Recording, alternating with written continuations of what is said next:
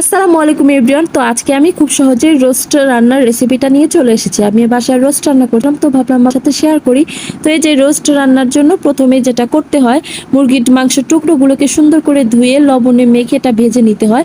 আমি কড়া করে ভেজে নিয়েছি। ভাজা হয়ে গেলে এর ভিতরে ওই তেলের ভিতরে আমি দিয়ে দিয়েছি কয়েকটা মরিচের টুকরা অ্যান্ড দারচিনি এলাচ দিয়েছি। তারপর কি পেঁয়াজ পেস্ট দিয়ে নেব। তারপর এখানে দিয়ে নেব আদা বাটা, রসুন বাটা, সব কিছু একত্রে পেস্ট করা আছে, জিরা।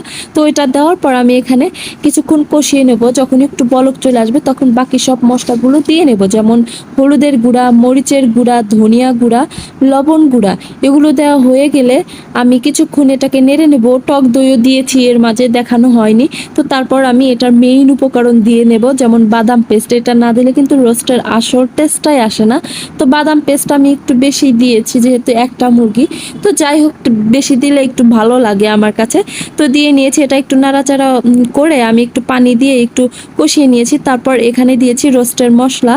যারা বাসায় ঘরোয়াভাবে বানান তাদেরকে তো মানে কিনে আনতে হবে না। আমি আসলে ঘরোয়াভাবে না করে এটা আমি প্যাকেট মশলা ইউজ করেছি।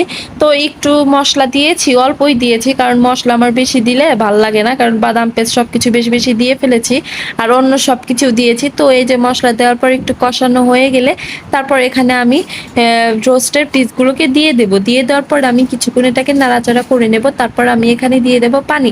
আসলে আজকে আমি দিয়েছি দুধ, আপনারা চাইলে পানিও দিতে পারেন, কিন্তু আমি এখানে দুধ দিয়েছি। তার আগে এই যে পেঁয়াজ বেরেস্তা দিয়েছি একটু ফ্লেভারের জন্য, যাতে ভালো ফ্লেভার ছড়ায়। তো তারপর এটাকে নাড়িয়ে নিয়ে এই যে আমি দুধওয়ালা পানি, মানে আসলে এটা দুধই দিয়েছি, হালকা একটু পানি মিক্স করে দিয়েছি। মানে দুধের দিলে এটা কালারটা আসলে সুন্দর আসে, সেজন্য আমি দুধ দিয়ে, আপনারা চাইলে পানিও ব্যবহার করতে পারবেন। তারপর কিছু কাঁচা মরিচ দিয়েছি আস্ত ফ্লেভারের জন্য, আর আমি চিনি দিয়ে নিয়েছি।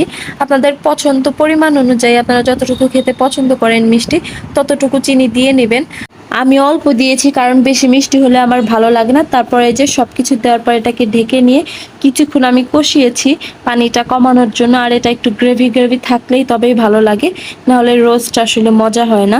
তো এই যে কিছুক্ষণ নাড়াচাড়া করলাম যেন লেগে না ধরে। তারপর আমি এটাকে আরও কিছুক্ষণ করার পর যখন এই যে দেখেন এরকম গ্রেভি ভাব চলে আসে, দেখেন দেখতেই পাচ্ছেন লুকটা কত সুন্দর, আর খেতেও কিন্তু ভীষণ মজা হয়েছিল। আপনারা কিন্তু খুব সহজে ঝটপট রোস্ট বানানোর জন্য আমার এই রেসিপিটা ফলো করতে পারেন।